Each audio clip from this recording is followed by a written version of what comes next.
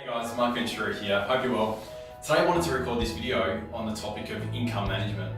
Now, when it comes down to, managing your finances and being in a fantastic or great financial position, it all comes down to how you manage the amount of income that comes in and how, you manage, the expenses and cost of living that goes out. And when I talk to clients, one of the biggest issues most people have is just not understanding what they can and can't do with their income. And that tends to lead to a whole lot of issues in terms of potentially overspending, not being able to save. It also leads to obviously people making bad decisions in taking out potentially extra credit cards or car loans when they probably shouldn't have done so. And generally it's the cause of most people's financial issues when they don't understand how much is coming in and how much is going out. And that's what causes a lot of issues for most people and massive amount of frustration. So what I tend to do with a lot of clients is teach them about how should they manage their income, because no one's ever really taught us before.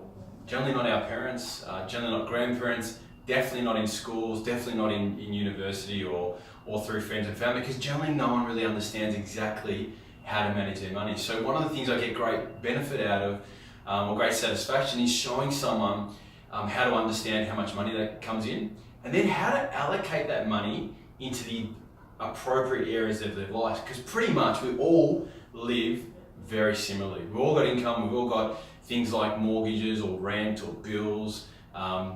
We've got things like grocery costs or good time. Want to go out and sometimes just piss our money up against the wall and have a bit of fun. We all need to save. So because we've got all these needs, I've been able to develop a system and process that helps people to really understand where should their money actually go, and what's the best way of doing that. So I want to take you through a couple of different examples. I want to take you through one example where it will show you what most people are doing. There's just some boxes on the board to show you what most people are doing, and then how that's getting them into trouble. And then I'll show you a bit of a system around what should you be doing. How should you manage your money? How should you manage your expenses? And not in a way where you're counting every cent that you've got, but more in a way where finally, for once, you'll now know how far your money can go. Because for example, if we've got $5,000 a month or 10 grand a month of income, it can only go 5 or 10 grand. It can't go further than that. So we need to develop a system that shows you what you can and what you can't do with your money.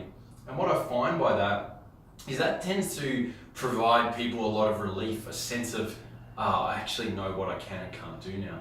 So I'm going to take you through this stuff. So thanks for bearing with me so far, but now I'm going to sort of take you through, what are most people doing and why is it causing issues? And then what should you do, or a framework or a system you should follow to help you going forward. So what I'm going to take you through is this example over here. So for most people I come across, probably, look, almost 100% of the people I come across have an account where their income goes into.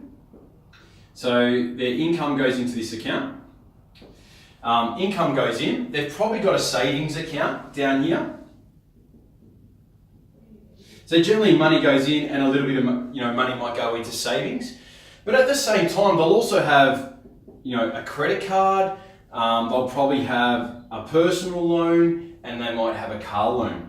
So what happens is money comes into their account at the start of the month or fortnight or week, and as we're great spenders of money. So what happens, we're generally spend here. Money's getting deducted, we're spending on our credit card, there's probably money coming out of our personal loan, out of our car loan. And generally what happens before the end of the month or week or fortnight, that money we put into savings, we're dragging it back in here into our everyday account to try and cover off these expenses. And why this system, well, pretty much what everyone does, it causes issues because as humans, all of us, we're great spenders of money. If we see it, we spend it. That's just what we do. So in this model here, there's no real sort of structure or system or strategy to say, this is all you can do, or this is where you need to be focusing your money. So what we tend to find is it becomes a bit of a vicious cycle. What happens is every month money comes in, a little bit might go into savings, definitely we spend it there, we'll go into credit cards, personal car loans, and before the end of the month or week or fortnight, we're dragging these savings back in to try and cover off. It doesn't give us any guidelines or limits. We need to work within limits. That's how humans are. We need boundaries to be able to maximize our personal situation. And that's why most people get into trouble, and that really sums up probably 95 to even more % of people that I come across. It's just the way that it is.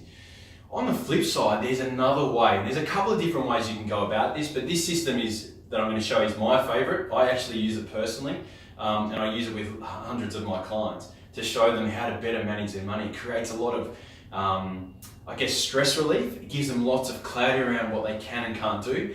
And for the couples out there, it helps them to stop arguing, because most people, men and women, we're generally on different pages when it comes to money, and we tend to argue a lot. So I love being able to bring everyone on the same page, give everyone a system to use, and ensure that we can get rid of all those headaches at the end of the day. Because the blokes tend to be tight and the girls want to enjoy things. So we want to get everyone on the page so everyone's achieving their goals that they want to do. So I'm going to take you over to this model that I love using with a lot of people. So generally what happens with this model is we'll have like an income account, and obviously income comes into this account here. And let's say we're looking at, say, $8,000 a month is coming into this account.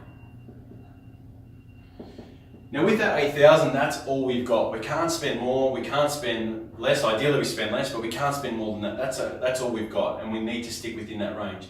Because as soon as we start spending more, we're going to get ourselves into trouble. The personal loans, the credit cards, and that's just something we can't get out of. So I want to give you a system to show. So what happens here is out of that $8,000, it's got to go into some specific places. So the first account that I look at is generally need some money going into either the mortgage or rent. So a portion of money is going to go in there. So we need to factor that in. The second important area of our lives is bills. We've all got them. Unfortunately, we can't get away from the bills. And they're things like classed as bills would be insurance, rates, utilities, could be car loans, personal loans, credit cards. It could be, your Netflix and Stan, Foxtel. It could be all those sort of things at the end of the day. House insurance, health insurance, all that sort of stuff that really floats into that area there. The next area we need to allocate money for is groceries. Most people or couples that are living in their homes or renting and stuff like that, we've got these grocery bills we need to be able to eat. So we need to put a portion of our salary away on a weekly, fortnightly, monthly basis for groceries. The next, where I look at is we all need some money for a good time, right? We all want to be able to go out, catch up with our friends, go to our favorite restaurants, head to the pub. We all want to be able to have, that bucket or that account where we can just blow that money without any guilt at the end of the day. But we need to make sure that we understand what is realistic and what we can and can't do. And this is where most people tend to get into a lot of trouble. It's this account here where there's no limits and they just go hard and kill themselves in that area. So we need to just make sure that we've got a bucket or an account where you can put a portion of money in there and it's some guilt-free spending at the end of the day. And finally, probably one of the most important, I probably should have put this maybe at the start, is we need to be able to save at the same time. We need to be able to put money away for savings. And that could be money that goes towards reducing your mortgage. That could be savings that's just there for a rainy day, just to make sure there's something ever goes wrong that you've got to back up. And it could be money that's sitting there for a holiday and things like that.